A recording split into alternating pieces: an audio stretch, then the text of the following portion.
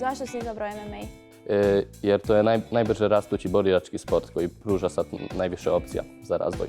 Kako si uopće počeo se baviti sa MMA-om? Trenirao sam prije boks i našao sam negdje podcast s Vasom Bakočevićem, tako da zbog njega počeo sam da pratim taj sport i da treniram. Pa s obzirom da voliš Vasu, jesi gledao prošlu sezonu?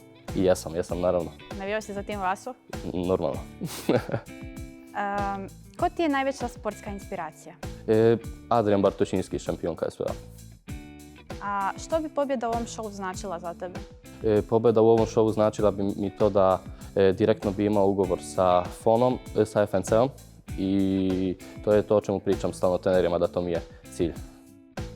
Dakle, prilika ta velika. Da, to mi je prilika da uđem direktno u FNC. Koji ti je najveći strah što se tiče borbi i ovog sporta? Da morat ću da pauziram neko duže vreme od treninga i mečeva. Zašto bi do tog došlo za neke ozljede? Da. Jel ti se to ikad do sad dogodilo?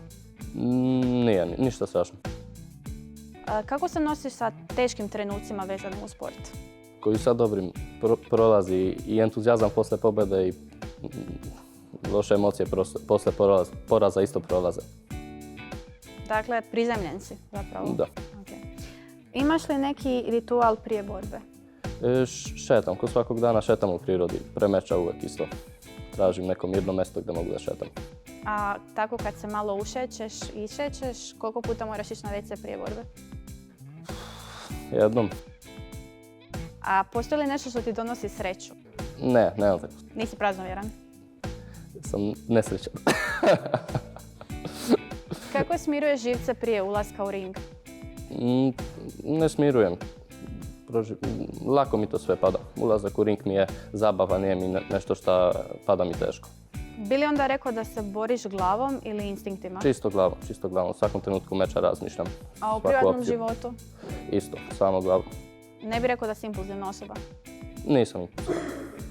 Da se snima film o tvom životu, tko bi te glumio? Bradley Cooper. Pa čak vidim nešto malo, da. Po čemu bi rekao da te tvoji najbliži najbolje poznaju? Šta je ta neka tvoja karakteristika koju imaš? Po tome da sam zabavan u društvu, sam najglasniji, po tome da uvek svakom ću da pomognem, empatična sam osoba i sem toga da znam da se šalim, znam i prijateljima da pomognem u svakom potrebnom trenutku. A što radiš u slobodno vrijeme? Koji ti je neki hobi? Uglavnom gaming i provodim sa prijateljima vreme. I na Tinderu. Šta igraš? Uglavnom Witcher i Counter-Strike. To ne treba. Kako si upoznao dobro druge dečke? Upoznao sam ih dobro, mislim da su sjajni momci, svi nema nikog poremećenog kod Petra, tako da svi su za sad sjajni momci i nadam se da će biti dobro društvo. Ali što bi rekao sad kad si ih malo bolje upoznao, ko je najsmiješniji od svih njih? Najsmešniji mi je sigurno Ognjen, najzabavniji mi je, ali svi su baš sjajni momci. Svako donosi nešto pozitivno od sebe u taj program. A što ćeš ti donijeti? Ja ću sigurno doneti dobar humor, možda ću nekog nervirati, verovatno. Nisam ja isto osoba za sve i sigurno donosim dobre mečeve. Bi li se radije borio protiv jednog klokana ili 10 pjetala? Borio bi se protiv kengura jer plašim se ptica baš, ekstremno. A nisu li kenguri opasniji od? Mogu da budu, ali plašim se ptica baš. A ko će dobiti bitku? Jedna gorila ili 100 muškaraca? Ako su muškarci ko ja, gorila.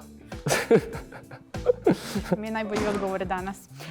Što je najčudnije što imaš u svojoj svojoj torbi za trening? Suzavac. Jesi ga trebao ikad koristiti? Na poslu. Što bih htio naučiti iz ovog šova? Sigurno bih htio izvući iskustvo za dodatne mečeve na visokom nivou i malo sigurno da odviknemo od telefona. To nam isto dosta donosi da ćemo da odviknemo od tog jeftinog dopamina. Teško pitanje. Puno ljudi će gledati ovaj show, puno ljudi će imati mišljenja o svima vama. Kako se želiš predstaviti tim ljudima? Što želiš pokazati? Ništa, sigurno bih htio da se pokažem kao osoba koja jesam, znači zabavan dečko koji zna da se šali, ima smisao za humor. To je to. Htio bi se pokazati u dobrom svjetlu. Da.